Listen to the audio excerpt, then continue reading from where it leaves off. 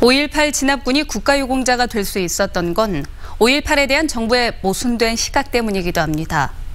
철저한 진상규명을 외치면서도 국방부와 보훈처 서류에는 아직도 5.18은 광주 사태로, 시민들은 폭도로 서술돼 있습니다. 남궁욱 기자입니다. 현행 국가유공자법에 따르면 전투 또는 이에 준하는 직무 수행 중 죽거나 다친 경우 국가유공자로 지정됩니다.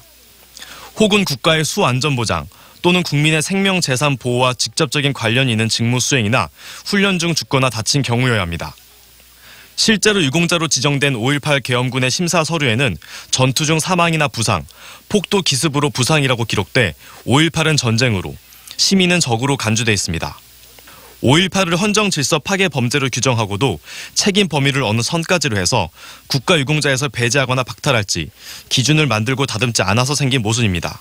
입법을 통해서 이 문제에 대한 해결책들을 완벽하게 해놓지 않은 상태에서 방치해놓고 20년 이상이 지나다 보니까 오늘날과 같은 이런 모순적인 상황들이 올 수밖에 없게 됐습니다. 게다가 보훈심사 과정에서 부상이나 사망 경위에 대한 사실 검증도 허술하게 이뤄졌고 몇몇 용어에서는 몰 역사적 시각도 드러납니다. 박승춘 보훈처장 시절 국가보훈처의 계엄군 보훈심사 서류에는 5.18을 광주 사태로 지칭하고 국방부는 최근인 2016년까지도 공문서에서 시민군을 폭도라 칭합니다. 정부에서는 이미 5.18을 국가기념일로 제정을 하고 국립묘지가 만들어졌음에도 불구하고 인정할 수 없다라는 인식의 틀?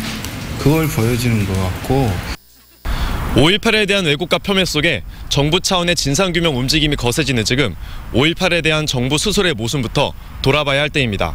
MBC 뉴스 남궁욱입니다.